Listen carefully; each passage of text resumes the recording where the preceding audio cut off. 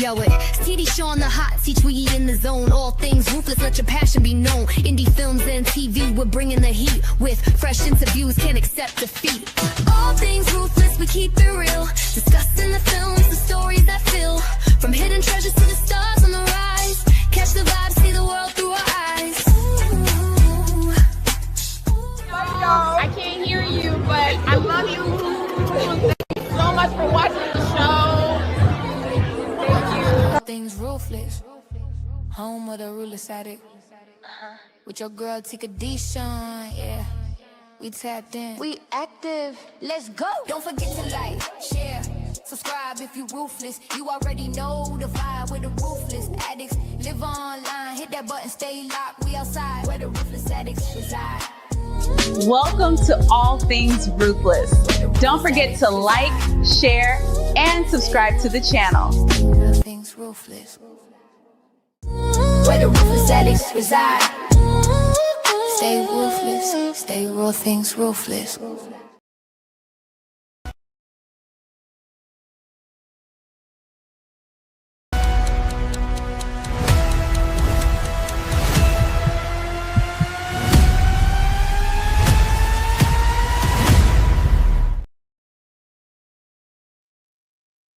Hey, what's up, everybody? It is your girl Tika Deshawn right here at All Things Ruthless, where the ruthless addicts reside. And today we're going to dive into Tyler Perry's The Oval, Season 7, Episode 11 and 12, y'all. Are you guys out there still watching The Oval, even though they gave it to us a while back, and then they took it away, and then they gave it back to us again?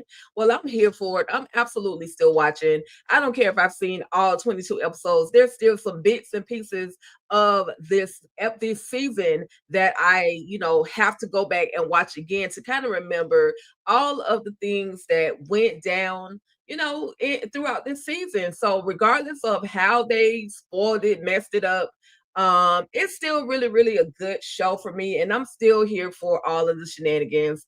Hey there, Tremaine Scarlett. Thank you for tapping in. And listen, you guys, I'm gonna be a part of y'all Saturday today. I have a lot of recaps that I really need to put out. And so today is the day, Freedom Saturday, okay? Super Saturday. We're gonna rock this thing out. We're gonna do season 7, episodes 11 and 12 of Tyler Perry's The Oval. Then we're gonna come back later on with DR from Detroit around 6:15 p.m. Eastern Standard Time. And then, if there's anything else that I need to catch up on, I'm gonna bring that to y'all again. And for the Ruthless members, I think I'm going to do a movie night for you guys. So if you have an idea, Ruthless members only, if you have an idea of what movie you would like to watch together, drop it in the chat while we're here and let me know, and we'll most likely rock out to that episode or to that movie, right?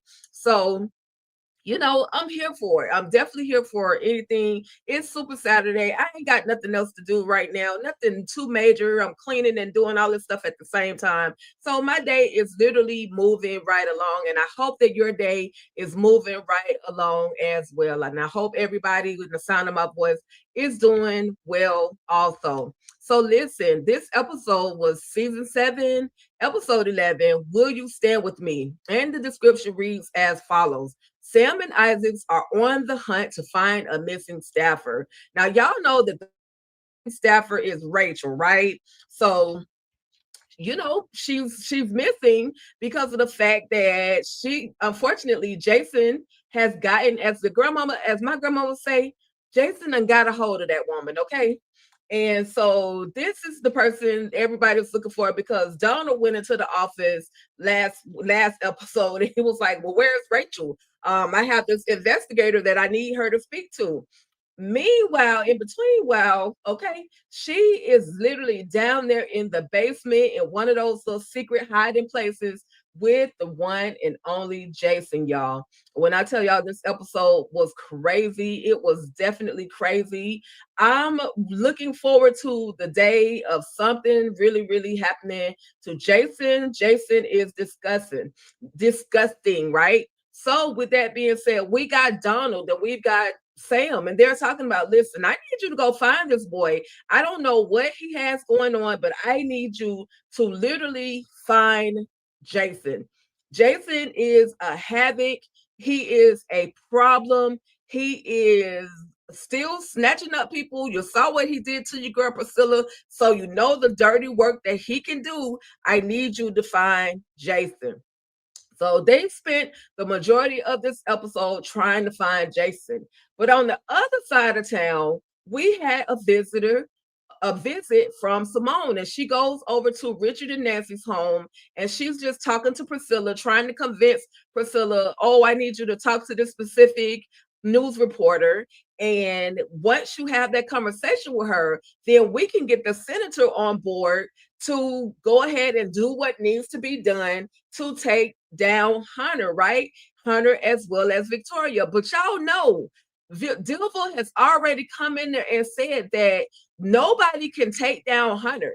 Hunter was literally, this position was literally for Hunter. So you should really just leave it alone. But Priscilla and Simone are literally stuck at the fact that we need to get him up out of there. This man has done so much dirt in that White House.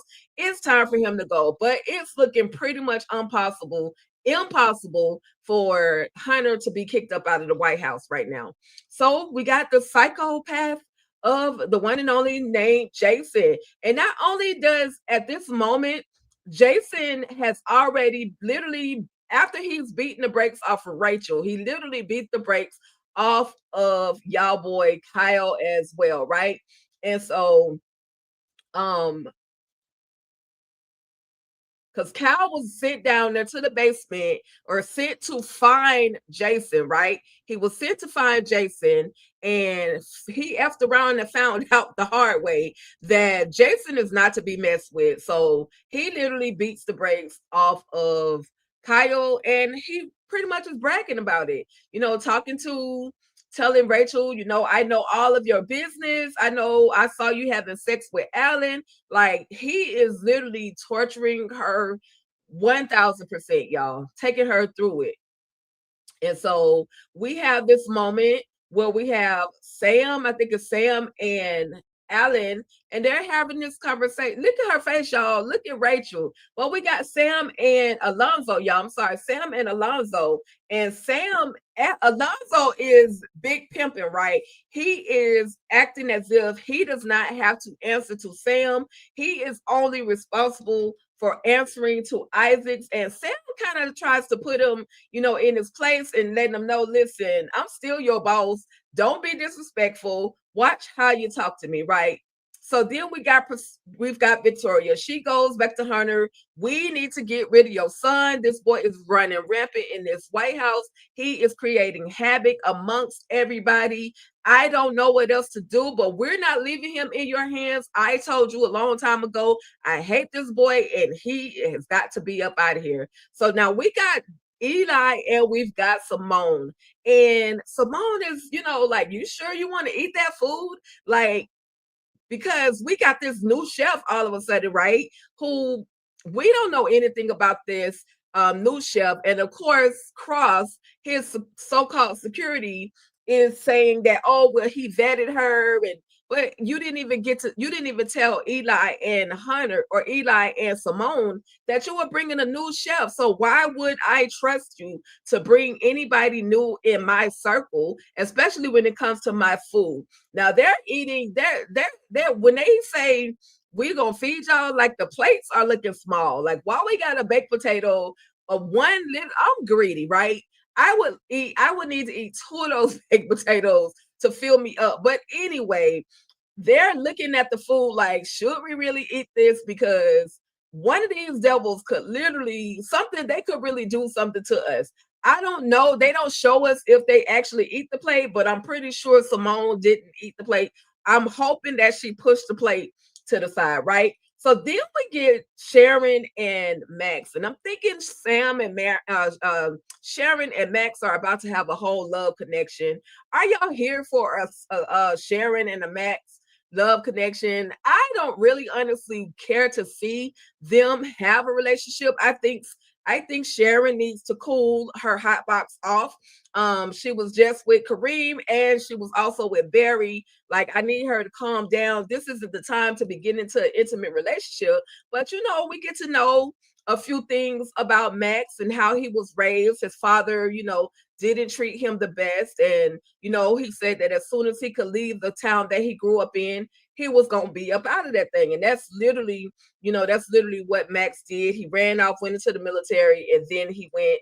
And of course, now we see him working for the FBI or the Secret Service, I should say. And now we've got I'm gonna get back. Let me get to the chat real quick. Hey there, Demarcus. Thank you for tapping in. And Tremaine, absolutely. Nope, Sharon and Max don't need to be together. She definitely needs to focus on herself and get a job because Richard says she got to get a job, so she better make sure she gets a job. Okay. All right. So then we got Mr. Jimmy, who has this is where that money that Dale stole, or I ain't gonna say he stole it. He kept it. He kept some of it in the car, and then he kept some of it in Alan's sofa. And so Mr. Jimmy the Bomb, the unhoused, he is aware that this money is in Alan's sofa. And so he does everything he can to convince Alan to allow him to come into the house. And in the meantime, in between time, y'all, he's literally taking money from out of this sofa. But literally, Mr. Jimmy, you could really take all of that money and Alan wouldn't even know because Alan does not even know that the money is there. But because Mr. Jimmy does not know that Alan doesn't know that the money is there, he's taking a little bit at a time. And he's just sitting there so comfortable having this conversation as Alan walks in as if, he's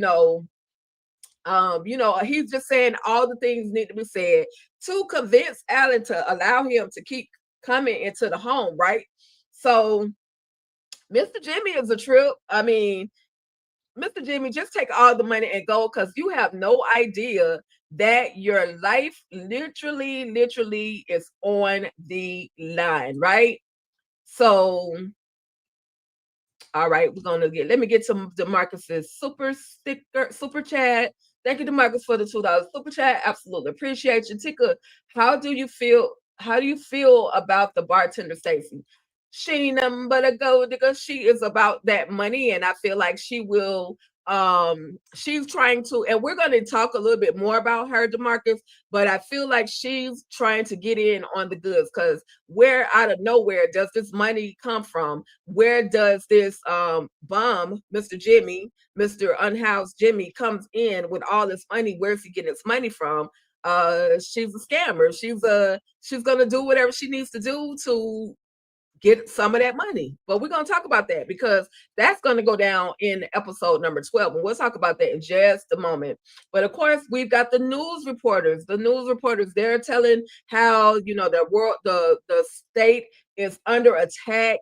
And we got in the same time, we got Hunter, preparing to make his speech and everything, and everybody is listening. But is his speech going to be successful? Is that speech going to calm the American people down? That is the biggest question, right? Then we've got Richard and Nancy, y'all. And when I tell y'all, I am so sick of Richard and Nancy. One minute they hate each other, the next minute they love each other. And look at them smooching and kissing and everything. And Nancy is just, happy to kind of like have Richard back in her life because for a minute, Richard was going off on Nancy. He wasn't effing with Nancy like that. He was like, girl, you have created way too much chaos. You have taken my money. You lied to me about Picky being your child. But now, y'all, everything has kind of calmed down. Richard has unalived his father, but everything has kind of calmed down enough to where Richard felt satisfied or happy enough to plant a big wet kiss on Nancy. And y'all see what it is? Everybody walks in and they see that, oh, look at them. They back together, the happy couple. This is after Nancy been praying for her man, right?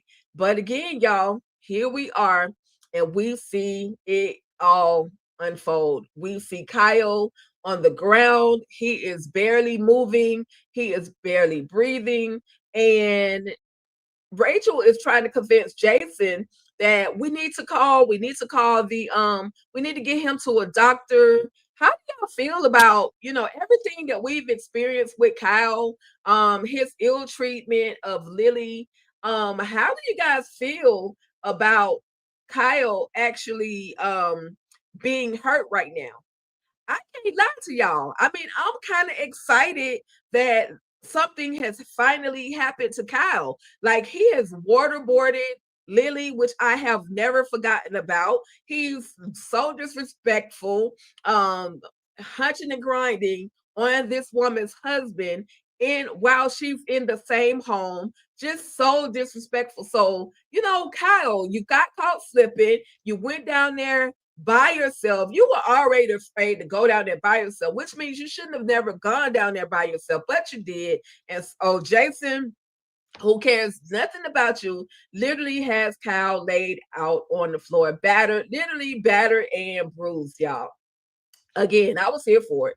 I have no empathy whatsoever for Kyle. He got exactly what he deserved. And look at it, y'all. Just battered and bloodied and all the things, right? Battered and bloody. Priscilla is a trip telling Abrielle about what's going on at the Oval. Priscilla is putting her life in jeopardy. We're going to talk about Priscilla because she don't care. Priscilla does not care. She has made it known that she doesn't care. But we got good evening to the American people tonight. And here we got Hunter. And is Hunter looking presidential to y'all? Let me know. Do Hunter actually look like a president? Everybody is literally tuned in to check out Hunter's speech. And even Eli says, dang, he actually looks kind of presidential. Everybody is watching, y'all. As y'all can see, everybody is watching. But are they falling for his mess? Listen, this is the chick at the restaurant or at the bar. Is this the Ariel, right? Abrielle, she's talking to Jimmy, and she's making him, she's like, you got to pay before you can drink. And he's giving her at least a good $200-300 at this point, and she's pouring him little cups of drink, right? But he told her, nah, you gotta pour me better than that. I done gave you enough money. I'm gonna need you to fill her up, okay? Because y'all see the stack of money in his hand.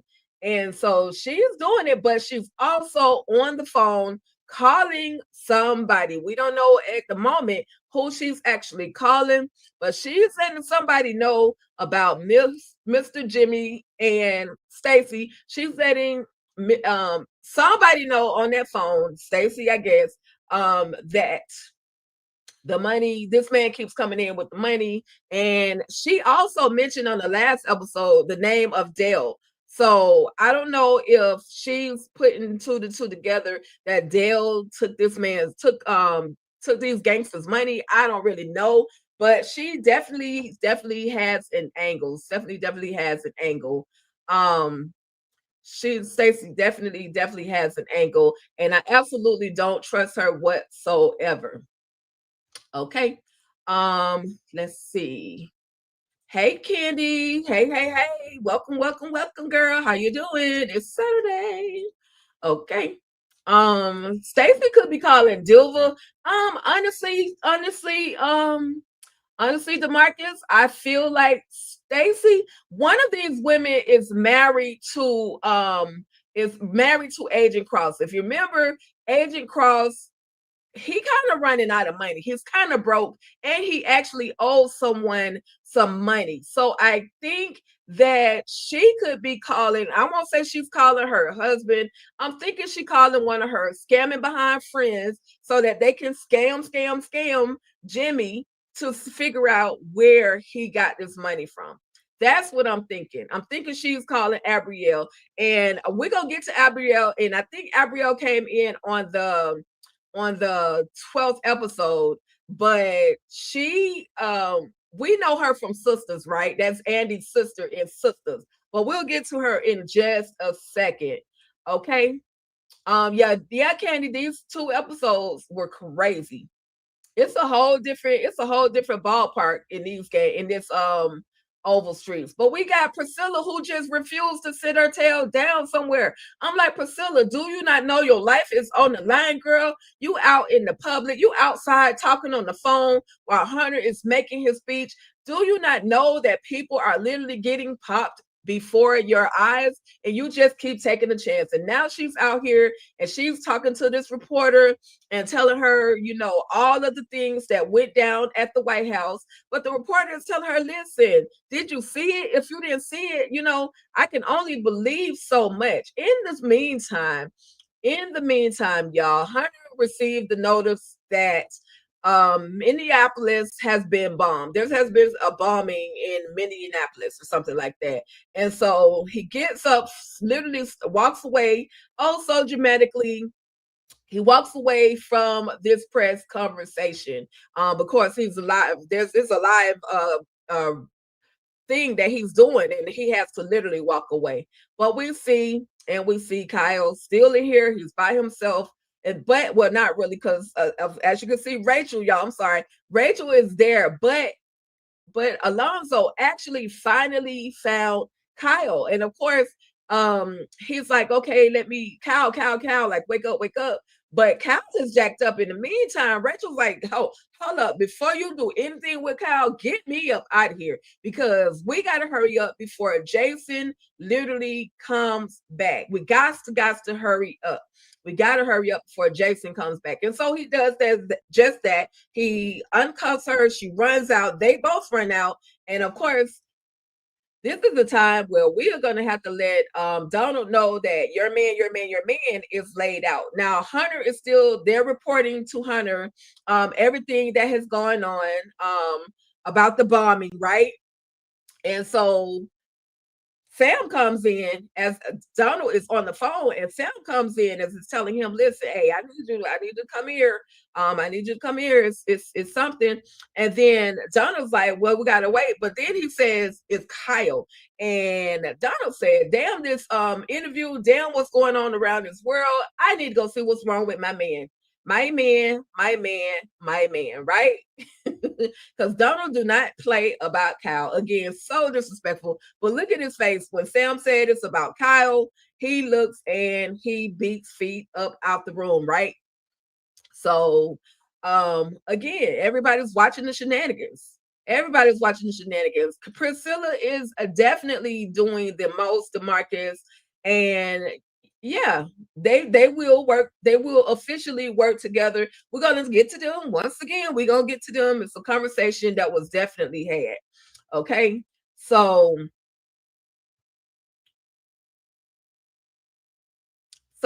okay, we find, and this is when Max and I'm sorry, Bobby and Lily are sitting there. They kind of just watching and listening to everything that Hunter is saying on the news, and then they kind of, he's already told her, Lily, I love you, and I'm gonna quit this job, and I'm gonna, we can walk away, we could be together.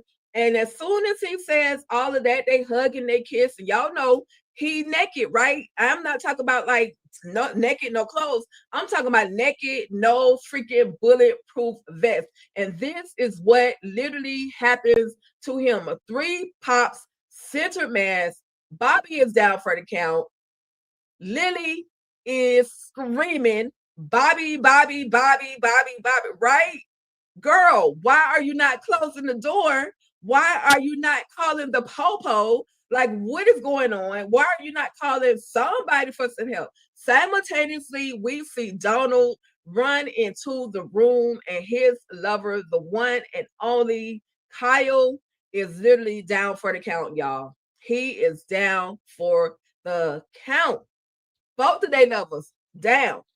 Now, I got a question for y'all. I have a question. Who do you guys, if you have watched the episode, hold your, if you have watched the next episode, hold your answer, okay? If you watch the next episode, hold your answer. But I gotta know, who do y'all think shot Bobby?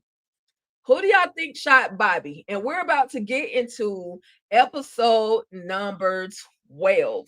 But that was the first episode. That was the first episode, or should I say the 11th episode of Tyler Perry's The Oval.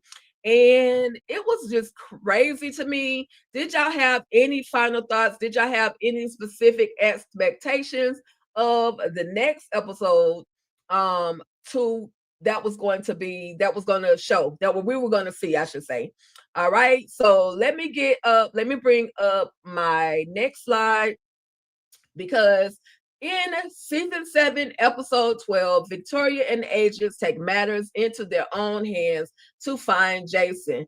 In this freaking episode, when I tell y'all, Priscilla literally pissed me off the entire episode. I'm like, Priscilla, if you don't take several seats, honey, something is going to happen to you.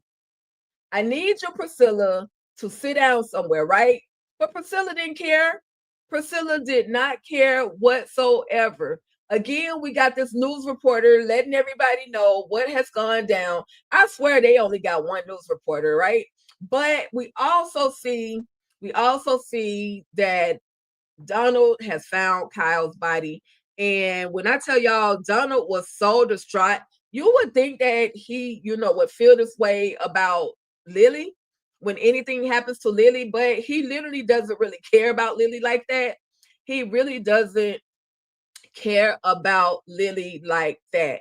So let's see what Candy's saying. Dilva is whack. She entered the season like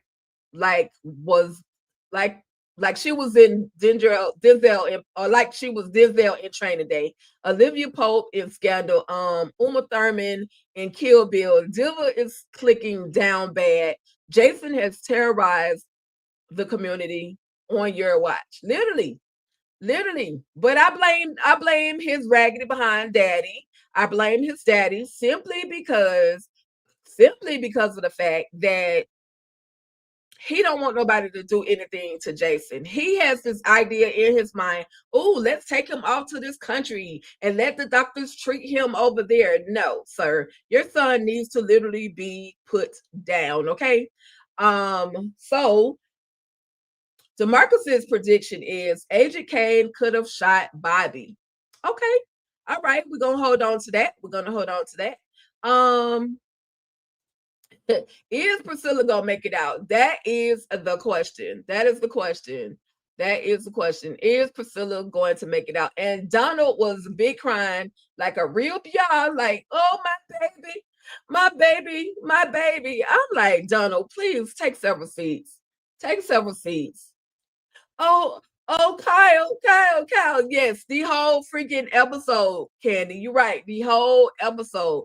But he has to get pulled up out of there because now at this point we found Kyle. Now we need to get Kyle to the emergency. We need to give him some hospital visits, okay? But we got Rachel, who literally insists on leaving the White House because, of course, she's afraid of Jason. We got Agent Kane, who's trying to convince her, no, you need to stay. You need to go ahead and get your medical care. And, you need to stay put. But she decides that she wants to leave the White House, which I absolutely understand. But, baby girl, I don't think you should have went home. And we'll talk about why I don't think she should have went home in just a minute. But we got, Victoria told Kane, let her go, but follow her. Make sure she, makes it to her car safely. Because what else can you do? At this point, Victoria is just tired. She is just tired. Once upon a time, Victoria would have been like, hold her. But, she didn't. Now, in between time, this was funny, but not really funny. We got Bobby, who is going through it. And he's telling Lily, if I pass out, I need you to do CPR until you can bring me back. He also tells her call 007. That is Max on my phone. Max receives the phone call and she tells him, listen, Bobby has been shot. I need you to come on over here. We at my house. I need you to hurry up. You need to come on like right now. What am I supposed to do? And in the meantime, also Bobby, like, what the funny part about this, when it's like you literally got shot and you're literally able to verbalize that. You're able to verbalize that if I pass out, I need you to start doing CPR on me. I need you to just do what they do on TV. Because she's telling Bobby, I don't know how to do CPR. Well, what you're going to have to do is press down on my chest. The way you see them doing it on TV, whether it works or not, I need you to that's what I need you to do. Now, we got Donald with all this blood all over him, and he got snot running down his nose really badly. I'm like, sir, please go wipe your nose. I can't take this.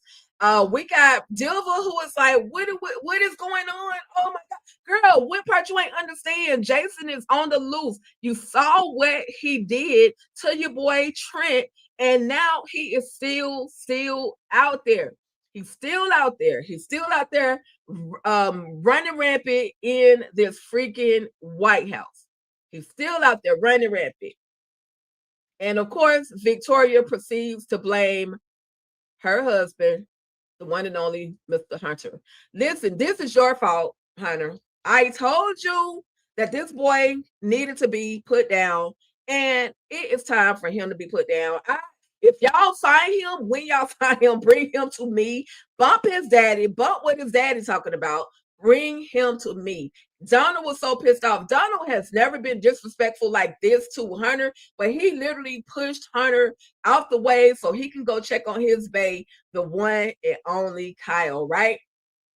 So then here we go with Priscilla again, out here still talking. Of course, Max pulls up and says, listen, I need to go. Bobby has been popped, and I gotta go. So she ends up going, he ends up leaving. Richard is telling Victoria, or telling Priscilla, okay, I need you need to come on in the house. You like standing outside and all this stuff is going on. You need to come back inside the house. And of course, Priscilla with the, I can take care of myself. I can take care of myself. Girl, you couldn't take care of yourself when Jason had your raggedy behind in the freaking basement, getting choked out, getting waterboarded, getting bruised and battered and everything else. And God knows what else Jason actually did to you. But she insists on talking to this crazy behind reporter, telling this reporter that this is what is all going down in the White House. Now we got Jason, and Jason is big mad because his two prey that he left down here in the basement are gone. And we're going to get back to Jason. But again, Priscilla, girl, please go sit down. So y'all can see Jason, he's big mad. He's going to end up finding Rachel's wallet. And in her wallet is her driver's license, which has her home address on it. Again, what they need to do. So listen, let me tell the FBI, the CIA, the Secret Service, and all these people who are on the hunt for Jason, how y'all can kind of stop this idiot from doing what he's doing. Y'all know all of the hiding places, at least 3 or 4 of the hiding places so far that Jason has been, visiting, right? So what y'all need to do is leave somebody down there and tell them to pop on site, okay? Don't even wait. Don't talk to them. Don't try to rationalize. Pop on site, okay? But that's all I'm saying. Pop on site. Now Dilva and Victoria switching roles. Now villain Victoria's back. Oh, she never left. Victoria never left. She was just playing the role for Dilva, because hey, she see her man is looking presidential. She see he's grown and sexy. And she liked that. That's the turn on. That's the president, or that's the husband, the president that he should have been a long time ago. That's the president that she should have been, or he should have been a long time ago. And Dilva, Victoria is, she turned on by it. But now she's not so turned on because her son is literally wreaking havoc throughout the whole White House. Okay, I'm gonna get to y'all chat and y'all comments in just a second though. Again, FBI, including Sam, Alonzo, all y'all, like, what are y'all doing? Donald is big mad though. Donald's big mad. So now this was that moment, y'all, and I tried to screen record this moment right here, but my system would not allow me. But Richard literally went smooth, clean, smooth off on Victor or Priscilla. He told her, listen, if you don't freaking listen, stay your behind in this house. Okay, if you don't care about yourself, that's cool. But I'm in here and I'm trying to protect Nancy. I'm trying to protect my house, and you're not making it easy for anybody because you keep standing outside. You're letting the world, hey, I'm here, come and get me. Like, these people don't give a dang about you, and they are willing to take you out instantly, but you're doing it in front of my house where I'm trying to protect my wife, my family. So if you don't care, then you can take your behind back home. And so she politely proceeded to sit her behind down, as she should. Finally, but I can take care of myself. Well, if you could have took care of yourself, you would have never got snatched up by Jason. I love this because Richard normally doesn't really go off on Priscilla. He kind of lets her have her way. But this time around, y'all, that man said what he said. And I was excited. I love Priscilla, don't get me wrong, but I need her to understand, just like Richard, that girl, your life is on the line, and you're damaging, or you're blocking the protection that I'm trying to put up for my family as well. Let's see. Do you think the reporter heard Priscilla's real name? I think she told her Harriet or something like that. Yeah, she used the fake name, and I hope she didn't hear. But I hope this reporter is professional enough to Candy. I hope this reporter is professional enough to allow things to remain confidential, because she got to be confidential too, because they could take her out. They could take this reporter out as well. I love Priscilla, but she's doing too much. I get why she upset and everything that happened to her. Absolutely, Deja, and welcome, Deja. Yes, I agree with you. She definitely needs to sit down, and I indeed was excited. I was so excited that Richard finally put her in her place. He finally put her in her place because she wasn't listening. It's like nothing that you could do or say to Priscilla would, it's like it wasn't sticking.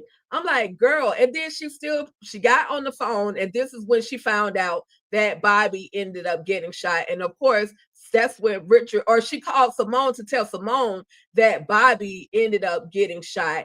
And so, of course, that's a man, even though she didn't have any intimacy. Priscilla is on the phone. Simone is on the phone talking about, I wonder, do you think Eli knows? I wonder, do you think Eli knows? Maybe I need to, girl, you don't need to talk to that man. Why would you talk to your husband about your lover that was caught in the bed with you? Are you stupid, Simone? Like, what is wrong with you? What is wrong with Simone, y'all? I was like, girl, if you don't sit down somewhere. But back to the question, who do y'all think popped Bobby? Listen, we on some who shot you, okay?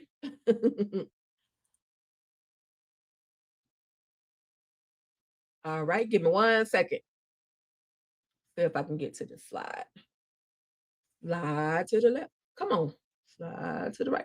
Everybody clap your hands, because he's looking at her like, who you on the phone talking to? Like, why is it that you got to step out the room to have a conversation with somebody, right?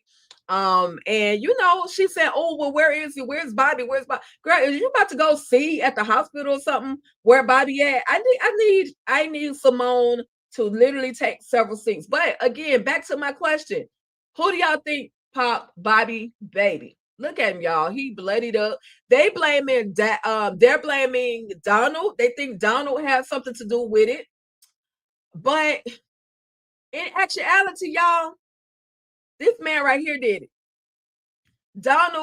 Eli is responsible for having Bobby popped. He definitely sent Cross. And indeed, just like you said, DeMarcus, it was a huge plot twist for him to send him to pop Bobby, because we thought that was over with, right? We thought that it was over with. We thought, okay, now they're trying to get back into the White House. Everything gonna work out the way that it's supposed to work out. We gonna act like we like these people until we can take them all the way down. But in the meantime, Eli is playing his own game, and he sends Cross to pop Bobby. Definitely not something I saw coming. Definitely not something I saw coming. Eli is more treacherous than Victoria. Yeah, he can be. He can be for sure. He definitely can be for sure. I can absolutely agree with that because we have seen him do some stuff. Okay. All right. And so again, at this point, we got Victoria and she's still on it. She's talking to Isaacs and she's letting him know, listen, I need you to get Ghost and anybody else to take out Jason. When this individual comes into contact with my son Jason, it needs to be on site. On site. Meantime, in between time, y'all, Jason is in the walls. Every time you see that picture, we know Jason is in the wall. Why they can't find this entry point, I don't know. This is literally in the middle of the hallway. They need to, but Jason hears the intricate plot for his mama to go ahead and take him on out. And Isaacs is in the middle of it all. He's going to do whatever Victoria tells him to do. Don't bring him to Hunter. Bring him to me. But if you got to take him out on site, it's on site. Okay. Because they're not doing what they're supposed to do. Shout out to Victoria. She had to take a seat back, y'all. She had to take a seat back, but they did put her on the mission of unaliving her own son. And of course, I was like, you sure you want to do? Boy, shut up. You see the chaos that this boy is creating in this White House, right? So we got Bobby, y'all. Bobby over here fighting for his life. Lily don't know CPR. She don't know how to do real chest compressions. Bobby is fighting. She's putting pressure on the wound, but she still could be, I think she could be doing more damage by trying to do the CPR, these chest compressions, and then we're going to see her trying to blow some breath. Fight, Bobby, fight. She's slapping him. Wake up, Bobby, wake up. Then he so eloquently passes out, y'all. And this is when the compressions begin. She's trying. She's trying her best, y'all. I gotta give it to her though. She tried. She did what she could. But again, back at the bar, we got Stacy and Mr. Jimmy talking about this money, where you get this money from. And in walks Abrielle. Now, y'all know Abrielle as Andy's sister on Sisters, okay? So shout out to her. She had a dual role. I think her real name is like Jordan something, but she had a dual role, and she's in there. She talks to Stacy, and she's asking her, "Girl, what's up? What you called me down here? I think this man knows something about this money, something about the money in the sofa, and you need to come down here and talk to him." And so she was like, "I'm not trying to get involved in it. You need to talk to him for yourself." So they're definitely scamming and plotting. But let me get back to a comment where DeMarcus you said, let's see. I don't think she called it Dilva. I don't think that she was calling Dilva. I think this is who she was calling. I think she was calling Abrielle. I think Abrielle is connected, and I could be wrong. Abrielle could be connected either to the whole gangster situation, the cartel, the guys with Kareem, the ones who were looking for that money, Antonio, I think, Carlos, I think she's connected with those guys. And I feel like Stacy is Cross's wife. I could be wrong, but I feel like she's Cross's wife, because she talks about how, she wish she had extra money, because she has a child and she had this extra money. Or she wishes that she had this extra money. So I think that Stacy, the bartender, is connected to Cross, and Abrielle is connected either to the cartel or Kareem and that little crew the gangsters. Yeah, I think she's connected to them in that way. Hopefully they'll actually show us the connection. If they don't, that would literally be some sloppy writing, some sloppy, because y'all know how we are. We need answers. We need answers to who these different people are, why they are there. But we got Sharon. Sharon came in looking all suspicious with your hoodie on. Girl, is you coming for a job or are you coming for a drink? She said she's coming in for a drink. Now they already told her she needed to get a job. I thought she was in there to try to apply for a job, but instead she needs a drink and she needs to sit down. Stacey says, listen, watch it. You look like you don't want to be seen. So you probably want to sit here in this seat right here. So that way you can see who's coming in and out, right? So what Sharon, why is she really there? I don't know. Is she connected to these ladies? That I don't know. Y'all have any thoughts on why Sharon went to this particular bar? Was she there just to really get a drink? Is she gonna meet somebody here at this bar? Drop your thoughts in the chat. Let me know. Okay. And she does exactly that. She takes a seat. She takes several seats, right? I will tell somebody real quick, take several seats. So, all right, y'all. Then we got in the office, we got the CIA, the Secret Service, who don't do their job. Y'all, they're looking at the cameras, and Alonzo is saying, I really think that Jason has left the building. I really think that Jason has left the building because I don't see him anywhere else on the cameras.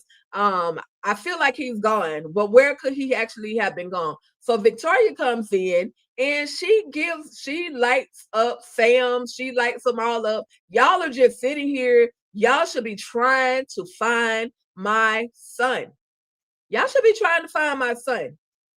Y'all should be trying to find my son. Y'all should, that's the only thing y'all should be doing. I don't care about nothing else is going on. You guys should be trying to find Jason. When you see him, it's on and popping, right? Jason is over here sneaking in this whole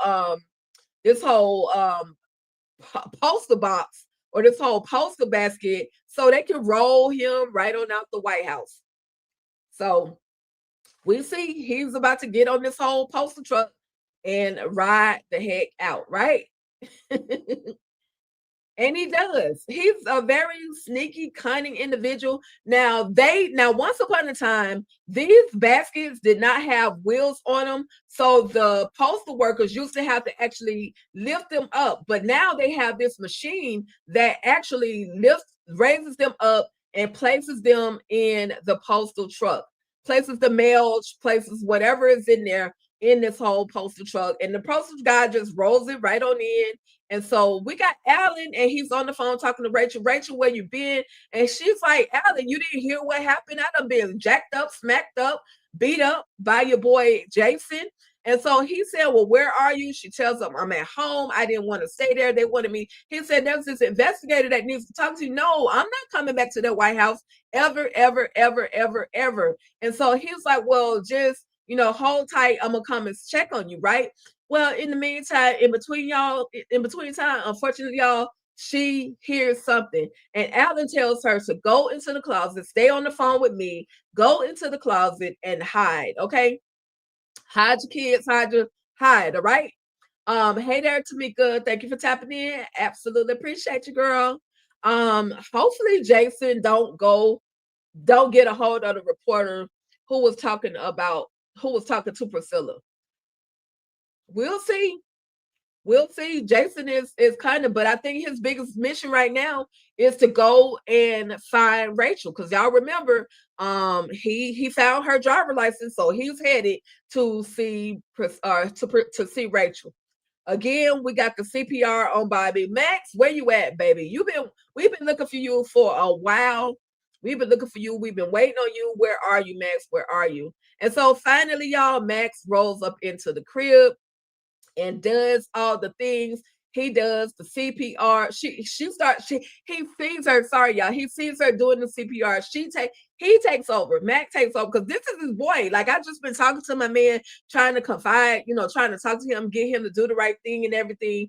And now we got to take him to the hospital. We got to get him up out of here. I got a crew of people to I got a crew that could come and help him get up out of here safely, right? So we got Sam, who literally, because they hear something at Nancy and Richard's home, and we got Sam who runs in and hugs Priscilla. And Priscilla's like, boy, get off of me. Like, you try to protect me, so on and so forth, but you got a whole family over there. You've been messing with all these different women. I don't care nothing about you, Sam. But again, this is one of those moments where everybody's trying to convince Priscilla that she is going to have to calm down. She's going to have to stop what she's doing. She hasn't signed the paperwork to be, protected. And so her life is literally on the line. Again, Sam is like, baby, I just want to show you that I love you.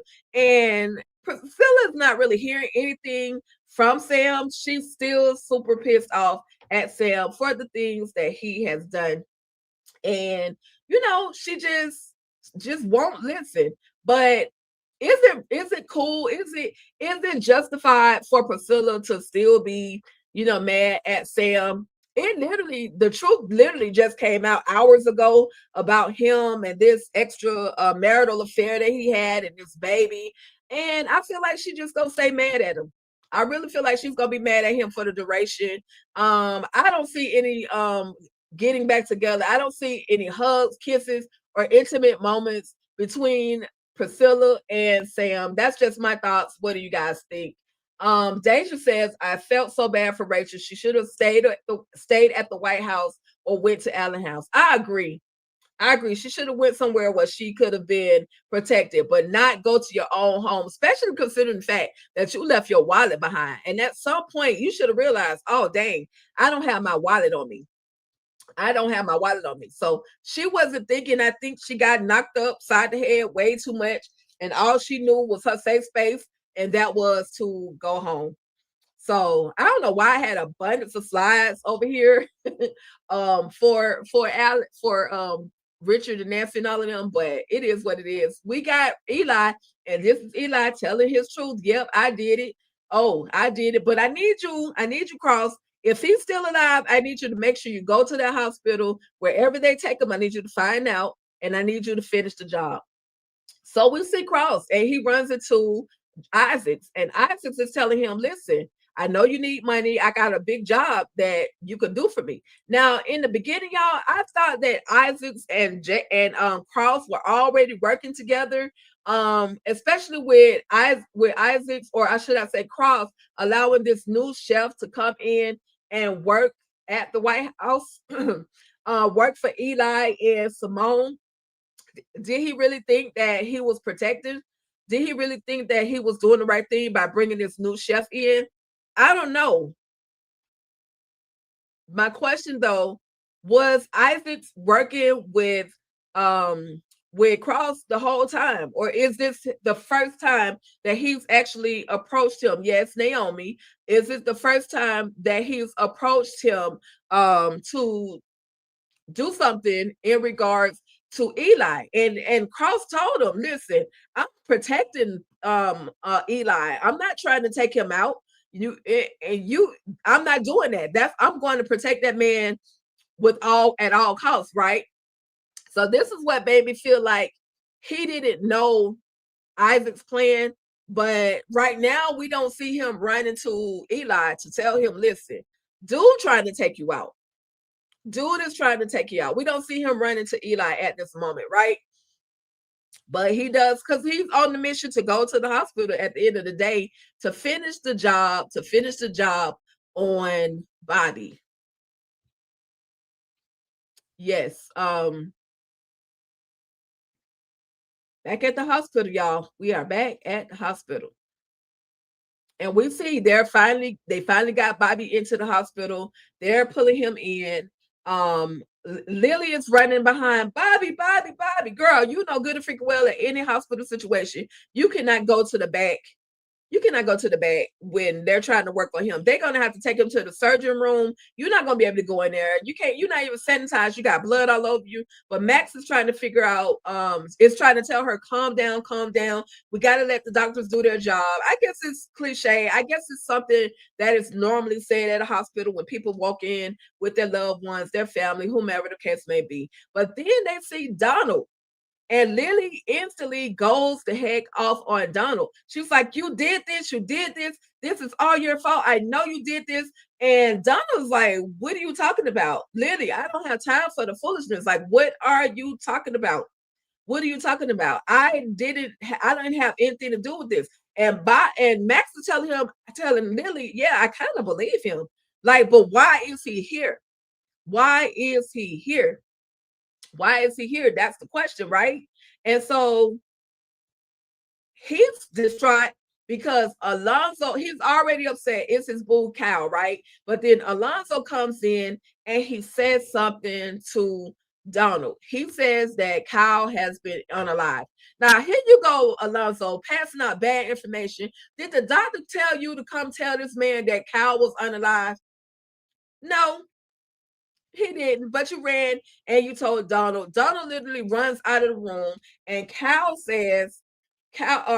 Alonzo says to Max, after Max asks what happened, he says, Kyle is unalived. And they're like, oh, dang, Kyle, they said that Jason did it, right?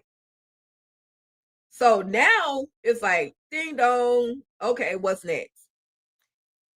What is next, y'all? And that was pretty much the end of episode number 12, right? That was the end of episode number 12. So it looks like Deja that they're giving us 2 episodes at a time to go ahead and finish it, I guess. Because now, yeah, they gave us 2 episodes this week. I don't know if they did that on purpose. I don't know what happened, but next week we should receive episodes 13 and 14 if they do it the way that they did these 2 episodes. I mean, and I'm here for it. I will watch. I will literally watch because I want to, even though I watched it already, I'm going to say I want to get it over with. I just want to see what's going to happen next. Let me see if I have the video of what's supposed to happen on, as they say, on the next episode of Tyler Perry's The Oval. Let's see if I got that. But this is pretty much how it all went down. This episode was indeed crazy. It kind of stressed me out a little bit. I ain't gonna lie to y'all. It kind of stressed me out.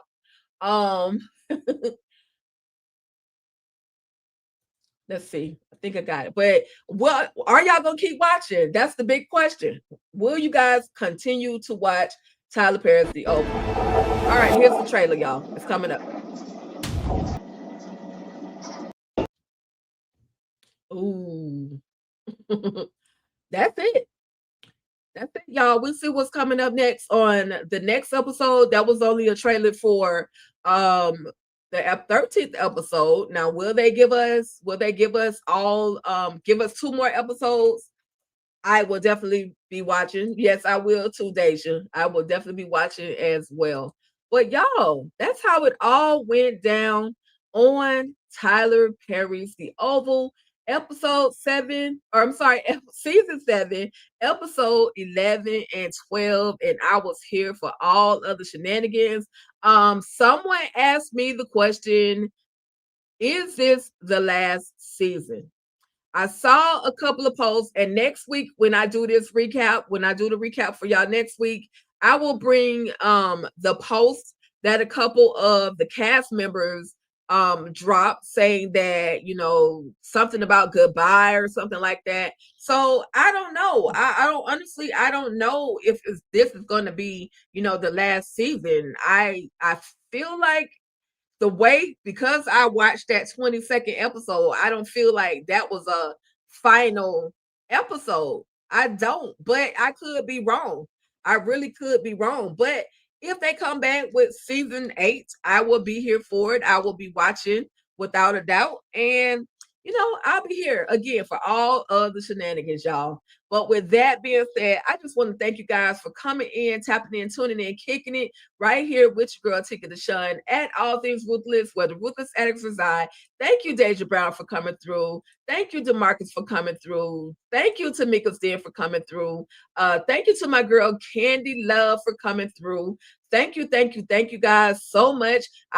There were others that came in that didn't comment, but they did leave or that I still could see that you were here. Also, thank you to Tremaine for coming through, Tremaine Scarlett for coming through as well. So thank you all, and I will indeed see you guys again next week. I don't know if I'm going to do this on a Saturday or if I'm going to do this on a Friday. It just depends on how much time I got. Life and schedules have changed. And so, you know, we'll see. We'll see how it all plays out. But either way, I indeed am going to bring y'all the recaps for Tyler Perry's The Oval, whether they give us 1 episode or 2 episodes. And just like Deja Brown says, I can't believe The Oval is coming to the ending. To me, this is not over for The Oval just yet. Absolutely. Absolutely. I do agree. With that being said, thank you guys so much. And I'm about this thing. Don't forget to like, share, subscribe to the channel. Replay Gang, if you are watching this, hashtag Replay Gang. Let me know that you were here. And I absolutely will appreciate it without a doubt. Y'all come back later on tonight. We're going to recap the Aria from Detroit. That is going to be the first 2 episodes from the 2nd season. And then later on tonight, I may have one other thing that I will recap for you guys, as well as I'm going to do a movie night. This is for members only. I will post the link for members only. So hopefully you guys will be able to join me for a movie night later on tonight, y'all. With that being said, thank y'all so much for tapping in, tuning in, kicking it with your girl right here at All Things Ruthless with your girl Tika Deshawn at All Things Ruthless, where the ruthless addicts reside. Thank y'all, and peace, love, happy Saturday. Hope you guys have an amazing day. I'm about this thing. Stay ruthless. Down the plot, sharp like a knife, unpacking the moments that bring stories to life. In All Things Ruthless, it's about you. You should follow us and see it through.